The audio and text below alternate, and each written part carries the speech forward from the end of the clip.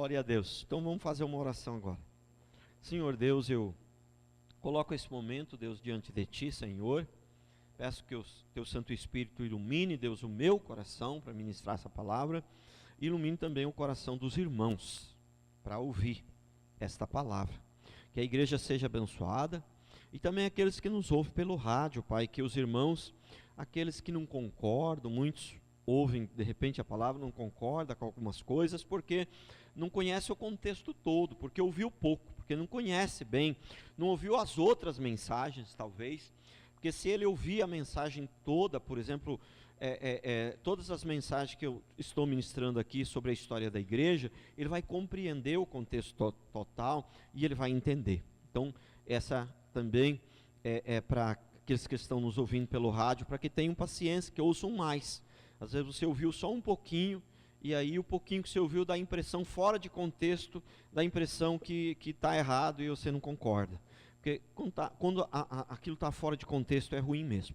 Mas dentro do contexto você vai entender. Então você precisa ouvir mais. Eu abençoo, Deus, a todos, tanto aqueles que nos ouvem aqui na igreja, pelo rádio, pela internet. Abençoo em nome de Jesus, que o Senhor nos dê graça, Deus, para poder... que o Senhor abra o nosso entendimento, ilumina, Deus, os nossos corações, Pai, em nome de Jesus. Eu creio que se o Senhor não trazer luz, se o Senhor não gerar entendimento nos nossos corações, Deus, nós não temos capacidade, nem a mim para ministrar e nem aos irmãos para compreender a palavra do Senhor.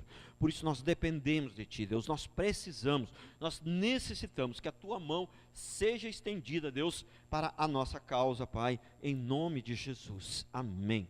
Glória a Deus. Amém. Irmãos, então, hoje eu vou ministrar vou falar sobre a Reforma Protestante. E a Reforma Protestante, na verdade, irmãos, ela é a parte mais importante da minha série de mensagens. E hoje nós estamos na 14ª. São 14 mensagens já. Foram 13 mensagens ministradas, hoje é a 14ª mensagem sobre a história da igreja. Hoje é a 14ª. E esta é a mensagem, a parte mais importante, eu diria, talvez, não sei, tem muitas partes importantes na verdade. Essa é uma de bastante importância. Porém, eu não vou me demorar muito nela, pelo seguinte, porque antes de ministrar sobre a história da igreja, eu havia ministrado sobre a reforma já, entendeu? Então, né, para aqueles que já ouviram isso antes, então já eu não tenho necessidade de então dar uma ênfase. Por isso que eu vou ser meio breve nessa parte da reforma. Não é porque ela não seja importante, não é porque não tenha muito assunto, é porque eu já ministrei umas 10 mensagens antes dessa série de mensagens sobre a história da igreja, que eu ministrei sobre os pontos do calvinismo, ministrei sobre a história do protestantismo. Amém? Uma repassadinha rápida aqui. A última mensagem que nós ministramos sobre a pré-reforma. É importante a gente saber que, sabe, Martinho Lutero, ele não caiu do céu assim, foi só ele, entendeu? Irmãos, põe na sua cabeça uma coisa, sozinho ninguém faz nada. Ninguém faz nada. Então, quando Martinho Lutero conseguiu essa proeza, vamos dizer assim, de ter essa preeminência, esse destaque aí, né, na reforma, muitos já tinham morrido antes por essa mesma causa, muitos já tinham tentado, né, essa reforma, entendeu? E eu citei 4 deles aqui na última mensagem, que foi Pedro Valdo, né, que era um dos poucos desses de maior destaque, eu creio que até foi o único, que não era assim um teólogo, não era alguém do clero católico, ele era um empresário.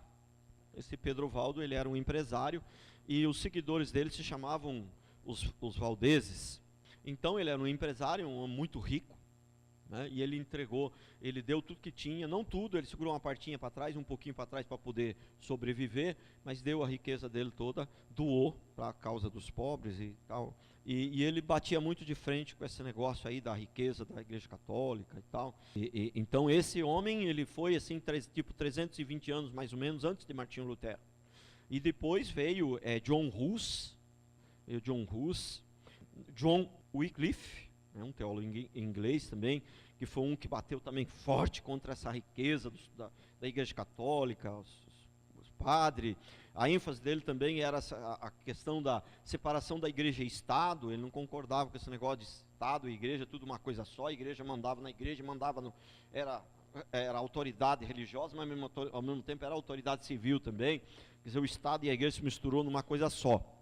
Que um dos principais acontecimentos, assim, da igreja, da reforma da igreja, foi que separou o Estado da igreja, né? Porque até a reforma protestante, o Estado e a igreja era tudo uma coisa só. A igreja católica mandava no Estado, era tudo uma coisa só. Então, separou a igreja do Estado, e eles batiam forte nessa questão, né? E depois foi John Hus, né, que morreu queimado eu falo muito sobre ele aqui. Já assisti até várias vezes um filme que conta a história dele, né, sobre a vida dele. Ele foi queimado em praça pública, e esse era um teólogo, né, era um sacerdote da Igreja Católica, e ele foi queimado vivo. Ele era terminantemente contra, né, a riqueza católica, as indulgências e a venda de objetos na Igreja Católica. E, por fim, Jerônimo Savonarola, que foi um italiano que morreu também enforcado. O foco dele era mais uma reforma moral. Então, né, repassando aqui o que eu ministrei na última mensagem. Então, o que aconteceu? Então, dando uma repassada, né, que eu tinha falado, esses 4 homens de Deus aí, eles foram pré-reformadores. Aquele Pedro Valdo que eu falei por primeiro, ele mais ou menos 320 anos antes da reforma. E aquele John Wycliffe, ele era assim, tipo, acho que uns 130 anos mais ou menos antes da reforma, na época dele, 130, 150. E os outros 2 ali foram bem próximos, John Hus e o Savonarola, bem próximo ali da reforma. Eles eram até meio contemporâneos ali de Lutero, só que, tipo assim, de repente, acho que era um pouquinho mais velho, não sei se era mais velho de idade, ou o ministério, pelo menos, era um pouquinho antes, sabe? Né? Tipo aquela pessoa que chegou a conviver junto, mas não era da mesma idade. Enquanto um estava começando, é igual o jogador de futebol, né? Ah, mas joguei com o Ronaldinho, mas você tinha 17 anos, era essa primeira partida, você acabou de ser profissional, e ele já estava no último ano. Qualquer coisa mais ou menos assim, mas esses últimos 2 chegaram a ser meio que contemporâneos ali de Martinho Lutero. Então, e eles, cada um tinha uma ênfase, né? Você viu que um era, a ênfase maior dele era as indulgências, a venda de objeto. Outro, a ênfase era mais moral. Outro, a ênfase era mais a riqueza dos padres. Cada um deles tinha um estilo diferente, mas tinha uma coisa em comum, os 4: eles não se calaram diante das mentiras, das heresias da Igreja Católica. Eles não se calaram, nós morre, mas nós, entendeu? Eles não se calaram diante da Igreja Católica.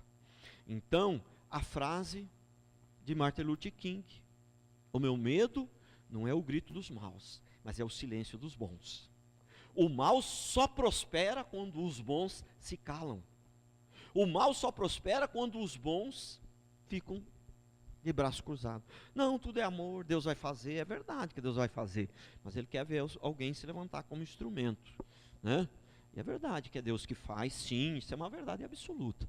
Mas Ele está esperando alguém se levantar como instrumento, entendeu? Deus estava lá, o Golias estava lá, entendeu? Abusando de Israel. Todo dia, a Bíblia diz que todo dia ele vinha. Cadê um homem aí que possa lutar comigo aí? Cadê esse homem? Não tem em Israel um homem assim. Todo dia ele vinha, entendeu? E Deus não fazia nada. Aí o que aconteceu? Agora que se levantou um homem e falou: não, mas esse cara, ele não pode enfrentar o exército do Deus vivo desse jeito, entendeu? E aí que se levantou, aí Deus agiu. Prestou atenção? Né? Então é Deus que faz, mas Deus está esperando alguém se levantar para ser o instrumento. Entendeu? Então, nós os bons, nós não podemos ficar calados. Bons não é no sentido que nós somos perfeitos, que nós somos bonzinhos, que nós somos maravilhosinhos. Não, bom no sentido que nós lutamos pela causa correta. Nesse sentido, né? Nós que pregamos a palavra de Deus, que de verdadeira, nós não podemos nos calar. Eu não posso fazer para poder encher a igreja, ou para poder ficar de bem com todo mundo, ou para ninguém falar mal de mim, eu me calar. Fala, não, sabe, irmãos, tudo bem, homossexual, não tem problema, você pode, né, o respeito, né, você pode, eu não faço isso, mas eu respeito você que faz, entendeu? Tudo bem, isso aí é tudo pilantragem, isso é tudo covardia, isso aí são pessoas que se acovardam, porque quando você diz que você respeita, na verdade você está concordando. Respeitar é concordar, entendeu? Então, olha, o negócio é o seguinte, quando você diz que você respeita, é o seguinte, o cara fala lá, olha, o negócio é o seguinte, você acredita que o arrebatamento vai vir depois da grande tribulação ou é antes? Então, se o cara tem uma opinião diferente da minha, sim, aí eu respeito, porque é uma coisa difícil, vai que ele esteja certo e eu esteja errado. Aí sim, então tem coisas que a Bíblia não é tão clara e tal, papapá e tal, o cara tem uma opinião diferente, alto lá, espera aí, de repente vai que ele está certo e a gente está errado, correto? Mas isso só em coisas que não são claras, mas em coisas que são claras, você já largou da mulher e tá, olha, eu não concordo, eu acho que é um casamento só, mas eu respeito, sabe? Não, se você respeitou, você está concordando. Né? Então, mas nem precisa respeitar, se você ficar calado, você já está concordando. Ficar calado significa concordar. Né? Quem acha que você ficou calado, irmão, você já achou. Entendeu? Quem concorda aqui com o latrocínio, acha que roubo seguido de morte é normal? Levanta a mão. Entendeu? Você ficar calado, você não nem levantar e nem abaixar e nem fazer nada, você ficar neutro, você concordou. Né? Você tem que fazer alguma coisa. Entendeu? Então, a gente não pode se calar diante da palavra. Vamos dar uma repassada então, vamos dar uma rapidamente aqui sobre os pontos importantes iniciais aí da reforma. Então, Martinho Lutero foi, lógico que não foi ele sozinho, né? Já falei da pré-reforma, esses caras aí já deram uma maciada para ele, né? E então Martinho Lutero depois foi o ponto-chave ali, foi a pessoa principal, né? Mas por que ele foi principal? Porque ele era um grande homem de Deus, Deus provavelmente escolheu ele para esse propósito e tal, mas também porque a época favoreceu a política da época, né? a situação, né? a economia da época, tudo favoreceu para o enfraquecimento da Igreja Católica, um período ali que também não tinha muita perseguição não estava tanto é que Martinho Lutero não foi morto, né? Ele, assim, martirizado, né? Como muitos outros. Então, uma época que, acho que mais tranquila. E ele conseguiu, Martinho Lutero, ele conseguiu o apoio de muitos, por isso que ele conseguiu essa reforma. Por isso que não conseguiram também matar ele, porque ele conseguiu o apoio de muitos. Então, ele conseguiu. E Martinho Lutero, então, a reforma para nós, ela fez 500 anos, esses dias atrás, né? Uns meses atrás, ela fez 500 anos, nós estamos completando 500 anos da reforma, porque ela conta a partir do dia que o Martinho Lutero, né, esse monge agostiniano, fixou as suas 95 teses no castelo de Wittenberg, né? Então, a partir desse dia é que conta a história do protestantismo. E as pessoas de destaque, obviamente, além de Martinho Lutero, foi o principal, que também teve muitos outros, mas eu vou citar alguns dos principais, que foi João Calvino, que veio depois, né, de Martinho Lutero, que era um teólogo francês, e depois Jacó Arminius. E para você ter uma ideia, né, eu vou citar aqui a data que esses homens morreram, né, para você ter uma ideia de quem era mais novo, quem começou, quem veio depois, quantos anos depois. Então, Martinho Lutero, ele morreu no ano de 1546. E João Calvino morreu no ano de 1564. Então, ele era morreu 18 anos depois. Então, eram assim, contemporâneos, mas um veio primeiro, o outro veio um pouquinho depois. E Jacó Arminius, então, ele já veio bem depois. Ele se morreu em 1609. Jacó Arminius. E ele era holandês. Ele, então, eram três teólogos aí, todos eles eram teólogos, homens importantes da época, mas só que teve um problema aí. Esse Arminius, Jacó Arminius, ele tinha uma teologia um pouquinho diferente, não bateu com Lutero e principalmente com Calvino, porque eles acreditavam, né, na predestinação, essa coisa toda, não perde salvação. Mas aí Arminius veio com uma história, né, de que perdia a salvação, e que tinha que lutar pela salvação, e essa coisa toda. Então, eles fizeram, na época, uma reunião, vamos dizer assim, um evento, né, chamado Sínodo de Dort. E esse Sínodo de Dort foi realizado no ano de 1618. Porém, Arminius, então, já tinha morrido em 1609. Eu ministrei sobre os 5 pontos do calvinismo, né? Então as pessoas muitas vezes imaginam que esses 5 pontos do calvinismo foi Calvino que fez, sistematizou isso, né? Não foi. Depois que esse Sínodo de Dort foi no ano de 1618, mas se Martim Lutero já tinha morrido no ano de 1546, se Calvino já tinha morrido no ano de 1564. Se Armínio já tinha morrido no ano de 1609, e o Sínodo de Dort foi no ano de 1618, então todos os três já tinham morrido. Então esse Sínodo de Dort é uma grande, para usar uma linguagem bem simples para vocês entenderem, é uma grande reunião, né, que fizeram uma grande assembleia, vamos dizer assim, de teólogos para decidir então quem estava certo, se era o Calvino ou se era o Arminius. E essa reunião ela durou 7 meses, esse Sínodo de Dort. Ele durou 7 meses. E teve 154 sessões, com 84 teólogos e 18 representantes de cada país da Europa. Né? E 84 teólogos da Europa toda, né? Participaram, foram convidados para participar desse Sínodo de Dort. Então, 7 meses durou, 154 sessões, debatendo sobre o que era certo, quem estava certo, se era Arminius ou se era... Porque esse sínodo ele foi organizado, vamos dizer assim, com um único objetivo.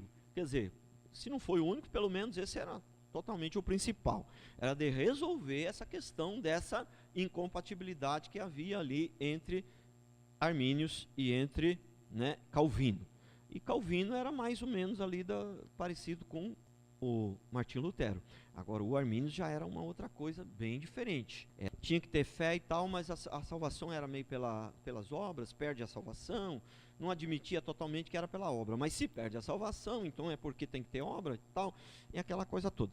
Para resumir, então nesse Sínodo de Dort, eles chegaram a uma conclusão que Arminius era herege. Chegaram a uma conclusão que Arminius era herege. E eu também, depois, observando, né, as igrejas, depois nós vamos falar delas, as várias ramificações das igrejas protestantes, né, praticamente todas elas ninguém cria nesse negócio de salvação pelas obras, perder salvação. Esse negócio aí de perder salvação foi ideia de Arminius, que nessa reunião foi meio desfeita, mas com certeza não destruiu totalmente, sempre ficou aqueles ali que teimam, que em acreditar naquilo, né? E isso voltou com força agora, de uns 70, 80, 100 anos para cá, voltou com força. Mas esse entendimento da palavra não tinha muita força até então, né? De uns 70, 80, 100 anos para cá que voltou com muita força isso daí. Essa questão de perder salvação, essa questão né, que Deus, de repente, não é tão soberano assim, que as coisas não estão tão predestinadas, que nós fazemos o nosso destino e que nós temos o livre-arbítrio. Nesse entendimento aí de Arminius, então a gente teria o livre-arbítrio, certo? Só que é o seguinte, não tem como crer que nós temos livre-arbítrio, irmão. Não tem como crer nisso. isso é uma heresia muito grande, porque nós temos que entender o seguinte: o homem, ele nasceu com livre-arbítrio, mas ele entregou esse livre-arbítrio ao diabo lá no Éden. O homem nasceu com livre-arbítrio, presta bem atenção, não tem como a gente crer em livre-arbítrio hoje. E para você crer que perde a salvação, você tem que crer nesse livre-arbítrio aí. Por isso que Armínios, ele cria nesse livre-arbítrio aí, né? E o homem realmente nasceu com livre-arbítrio, realmente. Só que é o seguinte, chegou lá no jardim do Éden, Deus falou, ó, aqui tem a árvore do conhecimento do bem e do mal, e aqui tem a árvore da vida. E você escolhe, isso é livre-arbítrio ou não é? Não tem como dizer que isso não é livre-arbítrio. Está bem claro. Você escolhe. Então, o homem nasceu com livre-arbítrio. O homem tinha o livre-arbítrio. Mas aí, a partir do momento que o homem escolheu a árvore do conhecimento do bem e do mal, acabou o livre-arbítrio. Ele voltou a ser escravo novamente. E aí acabou o livre-arbítrio. Escravo não tem livre-arbítrio, irmãos. A Bíblia é bem clara. O homem voltou à escravidão. Por causa do pecado de Adão e Eva, ele voltou à escravidão. Jesus teve que morrer na cruz para desfazer essa escravidão. Então, um escravo não pode ter livre-arbítrio. Um morto não pode ter livre-arbítrio. Um morto pode ter livre-arbítrio? Um morto pode ter liberdade de levantar a hora que ele quer? Irmãos, né, o escravo tem liberdade de fazer alguma escolha? Não tem. Então, o homem nasceu sim com livre-arbítrio, mas ele não tem mais esse livre-arbítrio que ele tinha. Ele já entregou. Entregou para Satanás, lá no jardim do Éden. Entendeu? Quando escolheu a árvore do conhecimento. O que significa a árvore do conhecimento? Vou viver independente, vou viver sozinho, vou viver pelas minhas forças. Ah, tá, então tá bom. Agora o homem, por causa disso, ele se atolou tanto no pecado, que ele não tem mais livre-arbítrio.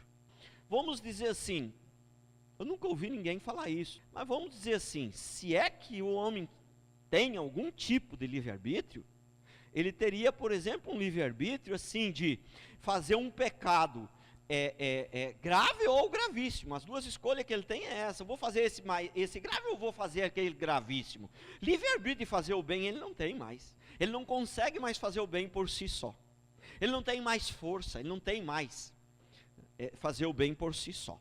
Então o homem, ele só consegue fazer o bem a partir do momento que Deus o chama, né, e dá essa força para ele. Tudo que nós fazemos de bom, nada tem de bom no homem mais. Tudo que um homem tem de bom é porque do alto lhe foi dado. Prestou atenção? O homem não tem nada de bom. Pela sua própria força, ele não consegue mais fazer algo bom. Não consegue mais. Então, mas eu falei, se é que tem, mas eu acho que ainda nem assim não tem. Porque quando você consegue deixar de fazer um pecado gravíssimo para fazer um grave, foi Deus que freou um pouquinho, não foi você também. Acho que nem esse tipo de livre-arbítrio não tem. Nem esse não tem. Foi Deus que segurou um pouquinho o freio. Que eu já falei várias vezes aqui que, né, os teólogos assim, da reforma, eles falam muito sobre um termo, uma expressão que fala, né, a graça comum. Graça comum. É diferente da graça cristã. Você estar debaixo da graça de Deus. Ah, estou debaixo da graça de Deus. Deus me chamou. Eu entendi que Ele é santo, que Ele é puro, que Ele é o meu Deus, e eu estou debaixo da graça. Isso é uma coisa. Isso é a graça para o salvo. Agora existe uma medida de graça para todos. A graça comum. Entendeu? Então, o fato da pessoa não ser salva não significa que Deus, de repente, não tenha misericórdia dela, ainda não proteja ela. Então, a pessoa, ela não foi chamada por Deus, ela não vai se arrepender, ela vai ir direitinho para o inferno. Mas enquanto ela está nesse mundo, Deus ainda tem um pouquinho de misericórdia, ainda freia um pouquinho, ainda controla um pouco. É a mesma coisa. Muitas vezes tem pessoas que vêm para a igreja minha, entendeu? Hoje não tem muito isso, que aqui tal, mas eu tinha muito isso. Em igreja, quando tinha bastante igreja maior, eu não tinha muito isso. Às vezes a pessoa está ali e tal, eu falei, esse cara não converteu, esse cara não vai converter, esse camarada aí está ruim, esse cara já teve 300 oportunidades para converter, mas eu amo ele do mesmo jeito, eu trato ele bem igual aos outros. Enquanto ele está aqui, não quero saber. Então eu que não tenho a onisciência, que não sei, fazia isso. Deus que tem, mais ainda. Então Deus, né? Então existe essa coisa da graça comum, que Deus tem uma medida de misericórdia para com todos, salvo ou não salvo, e tem uma medida de um freio também, que Ele não deixa as pessoas fazer tudo o que elas querem, mesmo que não seja crente, né? Mesmo que não seja crente. Então eu sempre digo, né, do Hitler, que se o Hitler fez o que fez, é porque Deus ainda tinha um freio ali, não deixou ele fazer tudo o que ele queria. Que se deixasse ele bem à vontade, as atrocidades teria sido 10 vezes maior. Então ainda teve um freio ali, você pode ter certeza que ainda teve um freio ali que não permitiu que ele fizesse tudo o que ele queria. Você pode ter certeza disso. Para você ver que a depravação do homem, ela é total. Então, nós ministramos aqui, mas eu quero dar uma repassadinha aqui rápida sobre os 5 pontos do calvinismo. Os 5 pontos do calvinismo, irmãos. O primeiro ponto do calvinismo é a depravação total. O que significa depravação total? Total. O limite máximo, total. Todo homem é depravado, não tem. Todo homem é depravado.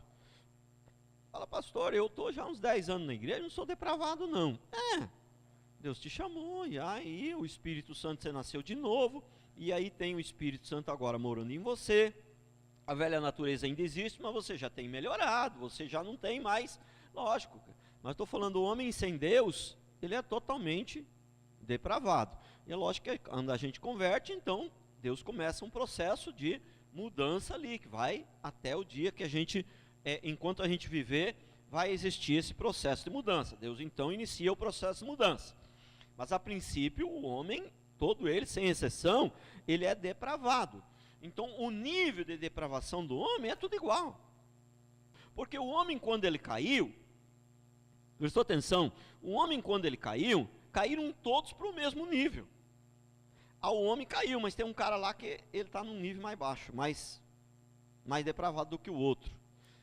Não, caíram todos para o mesmo nível. Agora, aí tem a questão da graça comum, tem a questão desse freio, tem a questão daqueles que são convertidos, que Deus já está fazendo a transformação na vida deles.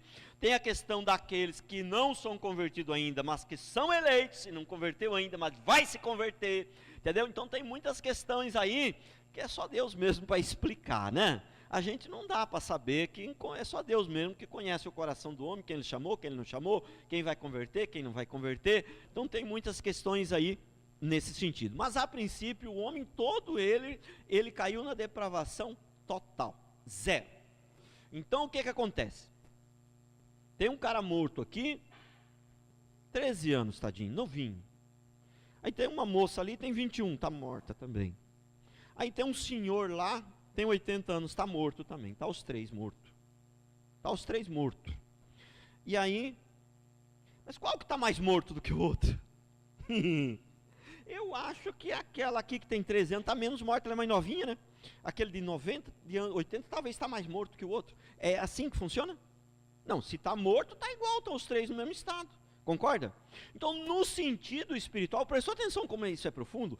Então, no sentido espiritual, o homem, todo ser humano morreu para Deus. Então, se morreu, está todos no mesmo nível. A diferença é que tem que uns são chamados por Deus e vão e se arrependem, e aí começa o processo de transformação. Mas a princípio estão todos no mesmo nível. Porque não tem um morto que está menos morto do que o outro. Isso vale para o sentido natural e para o sentido espiritual, a mesma coisa. No sentido físico, literal, tem 3 mortos aqui. Vem encomenda 3 caixão lá para enterrar o povo aqui. Mas tem um que está menos morto que o outro? Não, está os 3 mortos do mesmo nível, está no mesmo estado, os 3 estão no mesmo estado. No sentido espiritual é a mesma coisa. A Bíblia claramente fala que a pessoa morreu. Quando o homem pecou, lá no Éden, Adão pecou, todo ser humano morreu junto com ele. Se está todo mundo morto, está todo mundo no mesmo estado. Não tem diferença. Agora, a diferença é que alguns foram chamados para ressuscitar, alguns foram chamados para se arrepender. E graças a Deus, a mim, eu tenho certeza que Ele me chamou, você tem? Aleluia, glória a Deus. Ele me chamou para ressuscitar, irmãos, Ele me chamou para se arrepender. E eu estou aqui, e louvado seja Deus por isso. Então, por isso que o primeiro ponto do calvinismo é a depravação total. E como eu expliquei para os irmãos, esses 5 pontos do calvinismo, eles são chamados 5 pontos do calvinismo, por quê? Porque foi Calvino que criou esses 5 pontos? Não, foi o Sínodo de Dort, mas o Sínodo de Dort criou baseado nos estudos de Calvino, então por isso que ele é chamado de 5 pontos do calvinismo. Então foi o Sínodo de Dort, na verdade, que sistematizou isso aqui, baseado nos estudos de Calvino. E qual que é o segundo ponto do calvinismo? A eleição incondicional, que quando Deus chama, por exemplo, Lázaro estava morto, fazia 4 dias. Esse é o estado que nós estávamos no sentido espiritual. Esse é o estado, né? Esse é o mesmo. Então, Jesus vai lá e chega lá para Lázaro e fala: Lázaro, vem para fora. Irmão, Lázaro não tinha a opção de dizer não. Até mesmo porque se ele estava morto, ele ia dizer o quê? E se um morto não pode responder nada. Mas se ele pudesse responder, o que ele ia fazer? Ele ia dizer não.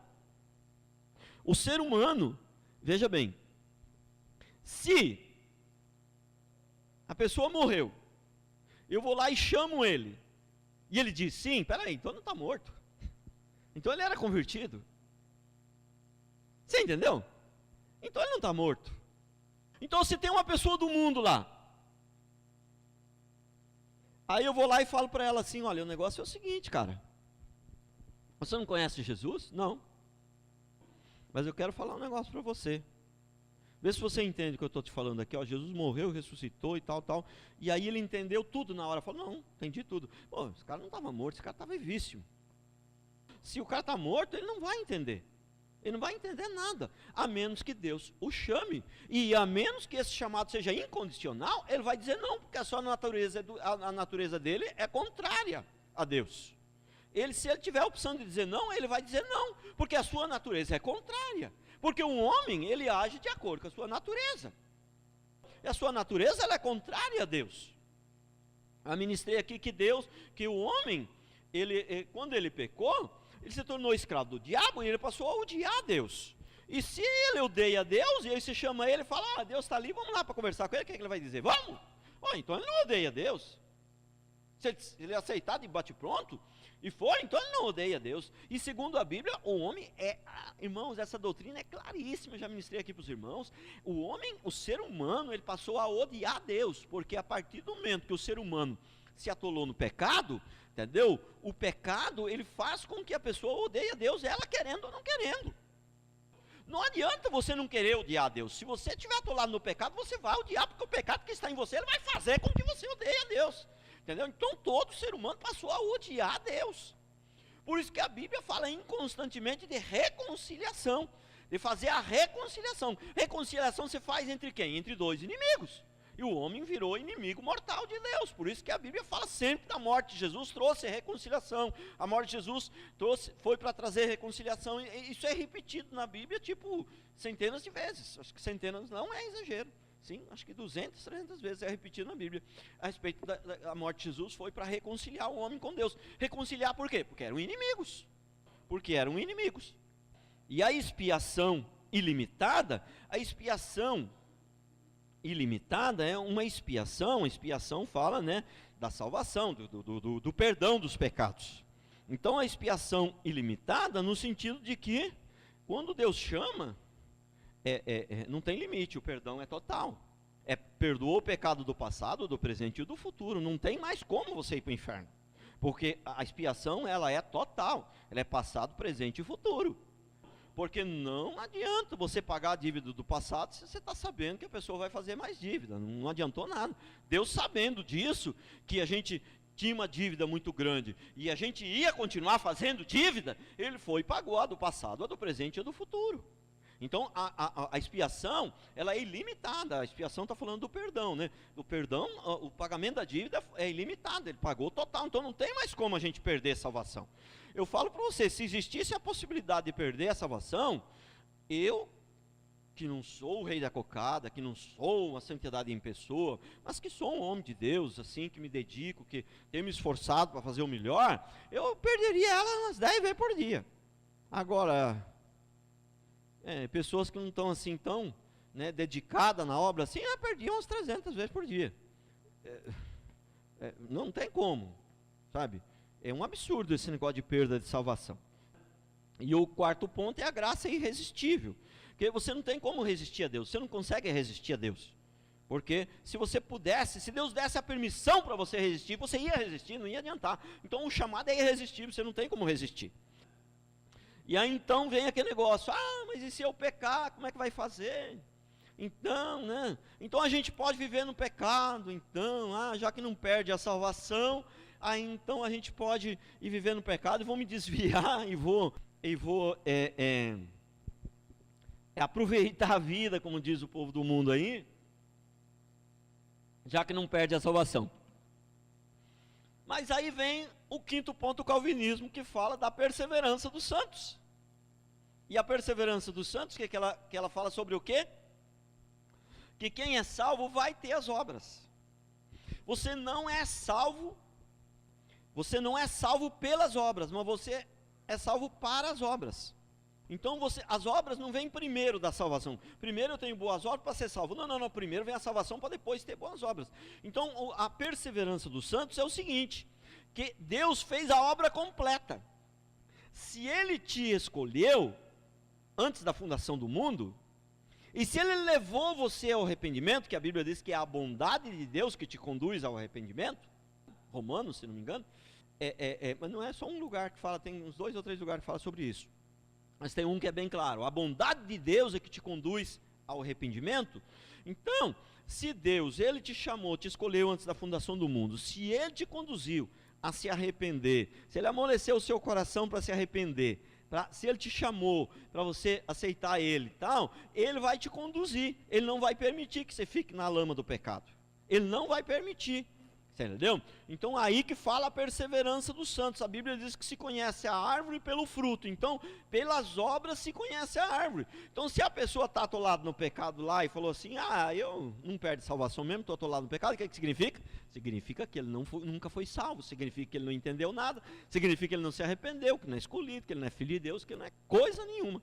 Porque a gente conhece a árvore pelos frutos. Então, pelas obras é que se conhece a pessoa. Então, se a pessoa entendeu tudo errado e agora vai ir para o pecado porque não perde mais a salvação, ele entende, eu ia numa igreja que falava que perdia a salvação, agora eu entrei numa igreja que falou que não perde a salvação, agora eu posso namorar, eu posso fazer o que quiser. Ele não é salvo, ele não entendeu nada, porque a perseverança dos santos, aqueles que são seus escolhidos, quer dizer, então o que acontece? A obra, ela é toda de Deus. Nós somos uns instrumentos, nós estamos aqui, nós somos responsáveis pelos nossos atos. Isso aí não me pergunte muito, porque isso aí é difícil explicar. Eu já falei aqui. Como que você explica que o Espírito Santo, que Deus é um só, mas o Pai é um, o Espírito Santo é outro e Jesus é outro? Como você explica isso? Como você explica que aqui na igreja aqui tem, só nesse salãozinho aqui tem 20 lâmpadas e uma só luz? Então, como se explica que Deus é soberano, que Ele conduz todas as coisas e tudo acontece de acordo com a vontade dEle, mas eu sou responsável pelos meus atos? Como se explica? Não se explica. Tem coisa que você tem que querer e pronto. Nem dá para explicar tudo. Eu sempre uso uma frase. Se as coisas de Deus dessem para explicar tudo claramente, Deus não seria tão grande. Deus é tão grande que nem tudo de Deus dá para se entender assim com tanta facilidade. Deus não seria tão grande. Então, mas enfim, a perseverança dos santos, quem é escolhido mesmo, quem se arrependeu mesmo, ele vai perseverar. Então, nós não somos salvos pelas obras, mas nós somos salvos para as obras. Já li textos aqui, quando eu ministrei sobre os pontos do calvinismo, que falam claramente sobre isso, que nós somos salvos para as obras. Então, 1 João, a primeira carta, João, o apóstolo João, fala claramente que quem é nascido de novo não pode viver na prática do pecado. Então, resumindo, sei que muitas igrejas aí acreditam em muita gente desviada. Fulano se desviou, mas ele é crente, mas ele é tão bom. Ele é um pastor bom, estou orando para ele voltar para a igreja, porque olha, ele é um bom pastor. Entendeu? Pastor desviado, isso é brincadeira, né? Aí já é forçar um pouquinho a barra, né? Irmãos, nós não acreditamos muito nesse negócio de desviado, não. Desviou, a gente acha que ele não é crente. Agora, pastor, é impossível um crente nascido novo dar uma desviadinha? Não. Pode, nós cremos que pode dar uma desviadinha, mas ele não demora muito e ele volta. E volta bem arrependido e firma. E volta bem arrependido. Então, porque na verdade, quando alguém dá uma desviadinha e tal, e pá, e fica um pouquinho, arrepende e volta, isso na verdade não é bem prática de pecado, né? Ele deu uma queda, ele tomou uma rasteira, ele deu uma coisa, mas ele se arrependeu e voltou. A prática do pecado é quando a pessoa está ali, atolado no pecado, e vai, e continua, aí é a prática. Então, aí a Bíblia é bem clara que não vive na prática do pecado quem é nascido de Deus. Porque Deus, por quê? Porque quem é nascido de Deus fica forte, ele é bom? Não, a Bíblia diz que é porque Deus não permite. Deus não permite, simples assim. Deus não permite que a pessoa viva na prática do pecado, aqueles que são escolhidos de Deus. Ele não permite. Então, mas vamos lá, para frente. Agora, uma outra coisa também que ficou decidido também, né, no sínodo de Dort, foi também, não foi só a questão dos 5 pontos do calvinismo, foi algumas coisas, foi o ponto mais importante, mas não foi só os 5 pontos do calvinismo. Um outro ponto também muito importante que foi decidido no sínodo de Dort, foi isso aqui também. É conhecido, né, pelos reformadores, muito conhecida essa expressão, os 5 solas. Os 5 solas, em latim. São palavras em latim que os reformadores decidiram nesse sínodo de Dort também. Dentre outras coisas, né, eles decidiram também isso aqui. E foi 5 solas, os 5 pontos do calvinismo e os 5 solas. E outras coisas mais foram decididas, mas os pontos principais foram esses daqui. E sola fide, né, em latim, em português só a fé, somente a fé. E sola a escritura, em português, somente a escritura. Solus Christus, somente, em português, somente a Cristo. Sola gratia, somente a graça. Soli Dio gloria, glórias somente a Deus. Então, além dos 5 pontos de calvinismo, também no sínodo de Dort ficou decidido esse negócio aqui, que é uma coisa tão importante. Você está vendo que os reformadores, então é somente a fé, não é a fé e mais uma rosa ungida, meu Deus, não é a fé e mais o manto ungido, não é a fé e mais uma ferradura lá na frente, não é a fé e mais o sal grosso para dar mais uma incrementada. Prestou atenção? Não é a fé e mais sabe, R$100 de oferta. Não, se você não der o dízimo, você vai para o inferno. A gente não dá o dízimo para ser salvo, né? Agora, quem é salvo, se ele não der o dízimo, ele vai dormir mal, viu? Quem é salvo, eu creio que se ele não der, ele vai dormir mal. Como eu falei, ele pode até passar um período muito difícil e ter realmente a fé deles, né, não ter coragem, não ter fé suficiente para dar devido à situação difícil e tal, mas ele não vai ter paz, ele vai ficar incomodado. O maior desejo dele é vencer aquilo ali e resolver aquele problema. Quem é nascido de novo, eu creio que é assim. Se a pessoa não está dando dízimo, ela está de boa, assim, não está nem aí, você entendeu? Quer dizer, aí qualquer outras coisas graves, a pessoa está de boa, aí eu acho que o negócio é meio complicado, né? Tudo que é claro, tem coisas que são duvidosas, como eu falei, mas tem coisas que são claras. Então, se o cara estiver batendo na mulher todo dia e ele está contente, como a irmã falou aqui na igreja, aqui agora antes de começar o culto, a irmã falou para mim, pastor, mas um fulano de tal, ele é pastor, mas ele bate na mulher todo dia. Falei, meu Deus do céu, bate na mulher todo dia e é pastor. Então, mas não precisa nem ser pastor, ele pode ser um crente novo convertido. Se ele bate na mulher, ele não pode estar dormindo sossegado. Se ele for nascido de novo, ele tem que estar incomodado com aquilo, meu Deus. Você entendeu? Se ele está batendo na mulher todo dia, é nascido de novo e está deitando de noite, dorme tranquilo, em paz. Irmão, aí tem alguma coisa errada. Então, coisas que são claras que é correto, está muito claro que é correto, e você não está conseguindo fazer, você tem que ter no mínimo o desejo de vencer aquilo, porque senão está ruim, então não tem um novo nascimento. Então, é somente a fé, né? Somente a escritura, sabe? Não é a escritura e mais alguma coisa, não tem que inventar mais alguma coisa para complementar a escritura. Como eu já disse aqui ontem, né? Outras mensagens aqui, ontem não, mas a mensagem anterior, eu disse aqui também que é só a Escritura, não tem como você ficar inventando coisas, não tem como você, eu disse que, acho que é Salomão, no livro de Eclesiastes, não existe nada novo debaixo do céu, nada que venha a ser revelado, tudo já foi dito, tudo está escrito. Então não tem que doutrina nova.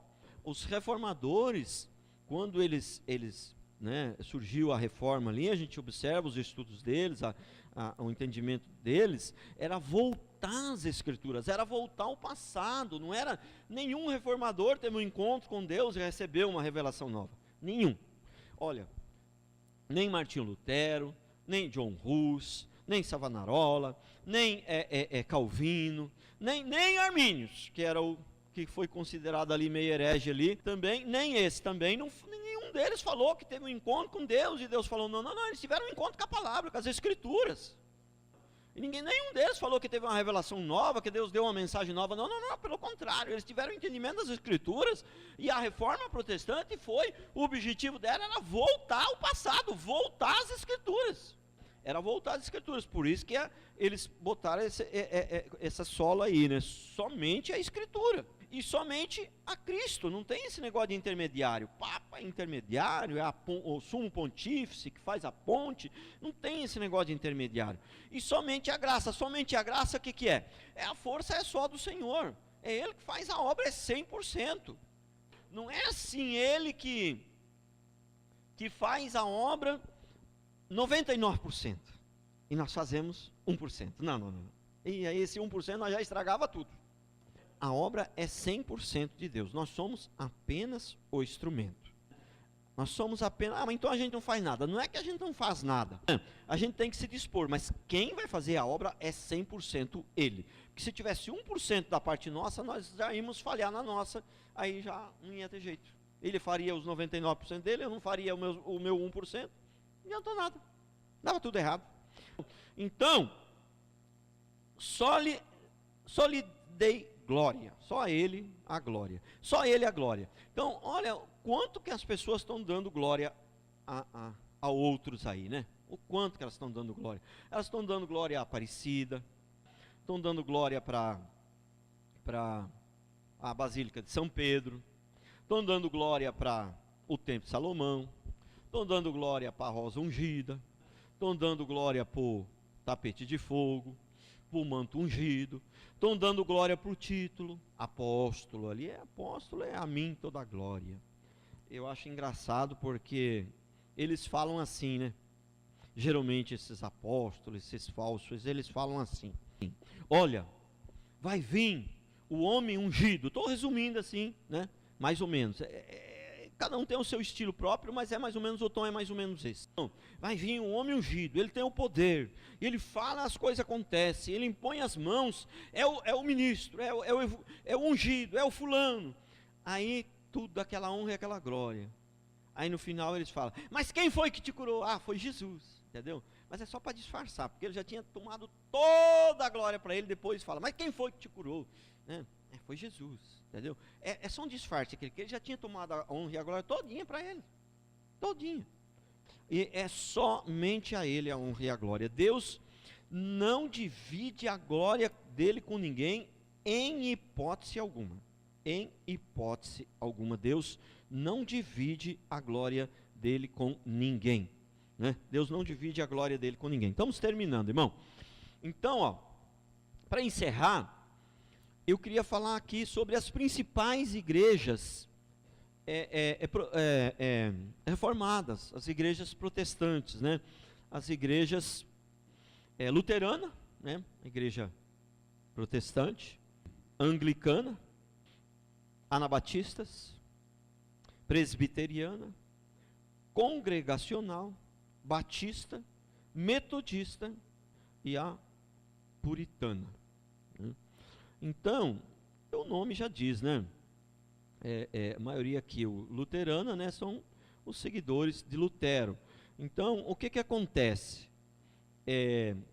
Alguns desses homens de Deus, vamos dizer assim, eles entenderam que Lutero tinha feito o melhor que ele podia, mas que ele não tinha feito tudo, né? Que ainda a reforma não tinha sido completa. Então, por isso que eles tinham opiniões diferentes, como tinha liberdade, não era mais igual quando o católico, que se alguém discordasse, morria, né? Então, aí surgiu várias ramificações.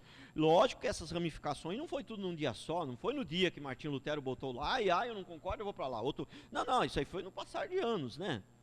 Algumas aqui veio 200 anos depois da reforma. Agora, por exemplo, os anabatistas, eles já existiam antes da reforma. Entendeu? Você vê que já existia crente antes da reforma.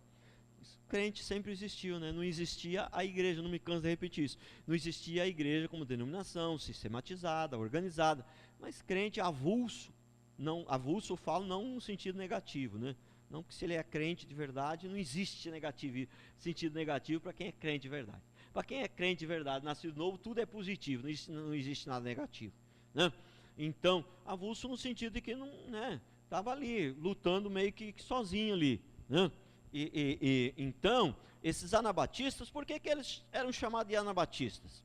Porque eles não aceitavam o batismo de criança, o principal motivo, o nome foi dado a eles. Na verdade, não foi eles que se intitularam, vamos botar o nosso nome aqui, porque eles não tinham nem denominação, eles não eram organizados sistematicamente, né? Então, eles eram um grupo, que não concordava com as heresias católicas, e eles faziam suas orações nas casas, esse grupo anabatista, e eles eram chamados de anabatistas pelos próprios, as pessoas de fora que viam eles como anabatistas, né? Por que anabatistas? Porque eles não aceitavam o batismo de criança, eles batizavam de novo, depois de adulto, entendeu? E aí esses foram os mais massacrados e mais perseguidos, porque quando eles batizavam alguém, sabia que tinha batizado alguém, o cara não tinha como, ele acabava morrendo, né? Eles acabavam sendo perseguidos e mortos, porque não tinha mais como ele negar que ele batizou, né? Fala, não, eu me arrependo. Ah, não, mas você batizou mesmo. Então, esses anabatistas foram muito massacrados. Também os puritanos também.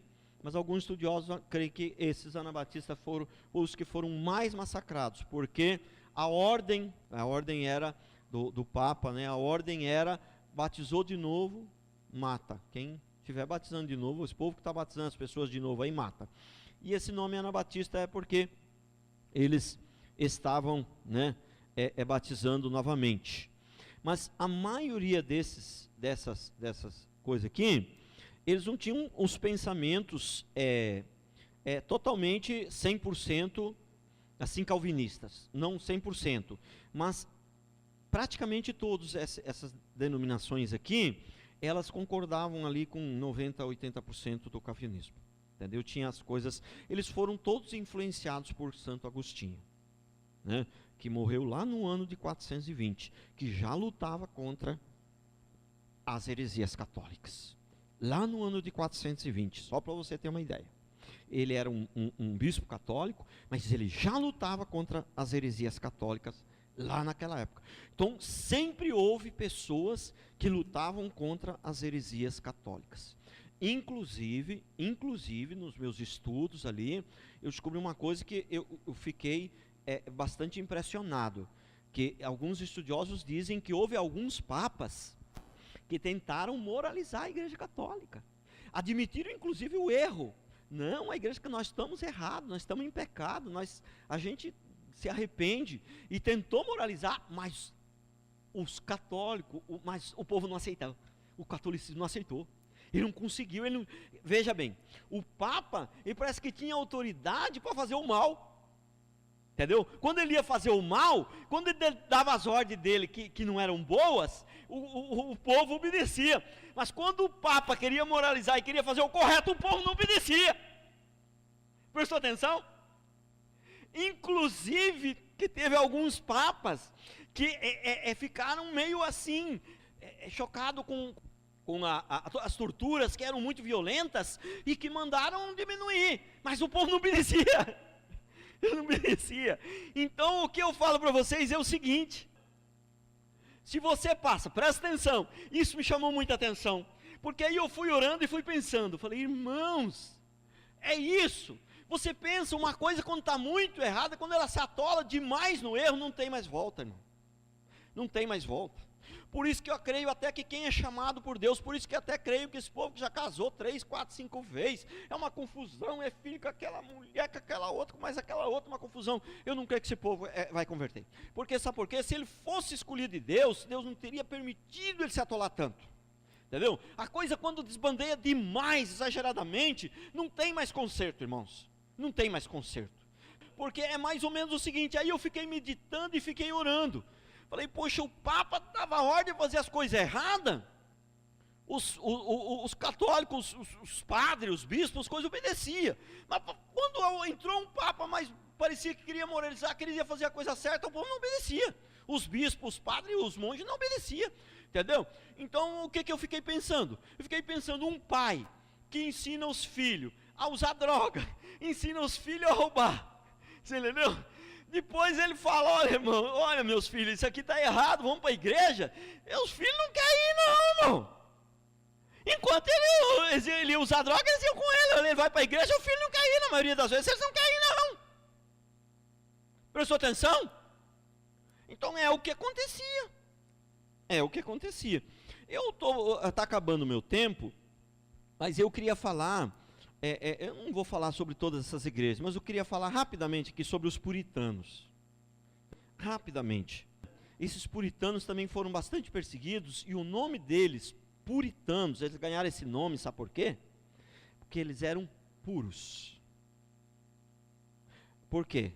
Puros no sentido, eles eram os mais radicais, vamos dizer assim, mas radical não no sentido de radical que nem os fariseus, que eles eram radicais, mas eram radicais nos costumes, nas coisas exteriores. Não. Esses puritanos, eles eram puros, eles eram santos, entendeu? Eles eram radicais no sentido de ser santo, no sentido de amar a Deus, no sentido de ser correto, de ser puro, de abrir mão, de viver para Deus. Era nesse sentido, eles ganharam esse nome de puritanos por isso.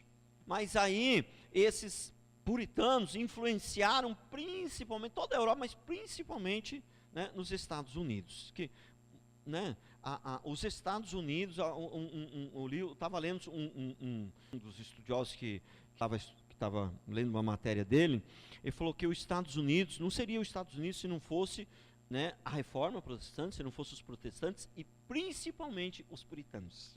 Os Estados Unidos não seria os Estados Unidos. Não seria o que ele é, não seria. Não tem como, ele usou até essa expressão, esse historiador, ele usou até essa expressão. Não tem como desassociar a prosperidade, né, o sucesso, a prosperidade, a transformação dos Estados Unidos, né, no sentido em todos os aspectos, financeiro, espiritual, em tudo, desassociado da reforma e dos puritanos. Uma coisa associada à outra. Se não fosse a reforma e principalmente os puritanos, os Estados Unidos não seria o país que é, essa potência, essa coisa. Então, é porque esses caras davam bom testemunho, entendeu? Então, eu vou falar mais agora, acho que na última mensagem, né? Eu não sei se vai ser mais uma ou mais duas ainda, mas na última mensagem vai falar sobre o tanto que influenciou, sabe, que a reforma protestante influenciou os Estados Unidos e a Europa para o bem.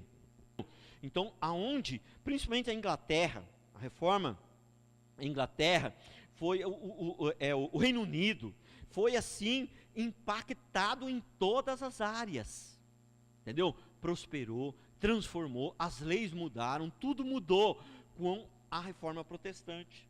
E aqui a gente vê que tinha 10, 15% de evangélico há 30 anos atrás, agora tem 27%, mas o país piorou. Você está vendo que é o nível dos evangélicos.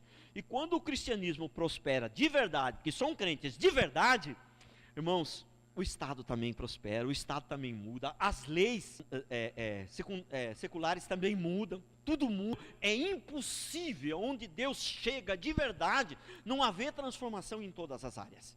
Pois é, se as igrejas estão crescendo, mas os políticos estão roubando mais, as leis estão pior, e o povo está mais na miséria, irmãos, não acredito nesse crescimento da igreja, ele é falso. É puro fermento. É puro fermento. Mas eu vou, na última palavra, eu não sei se vai ser mais uma ou mais duas mensagens, eu vou falar sobre isso aí, e é muito importante a gente ver sobre isso. Olha, onde Cristo chega, onde o Evangelho chega de verdade, a transformação, não só no coração das pessoas, não só interior, mas até as leis muitas vezes do país mudam, entendeu? Foi assim que aconteceu, a reforma trouxe mudança geral, amém? Vamos ficar de pé então.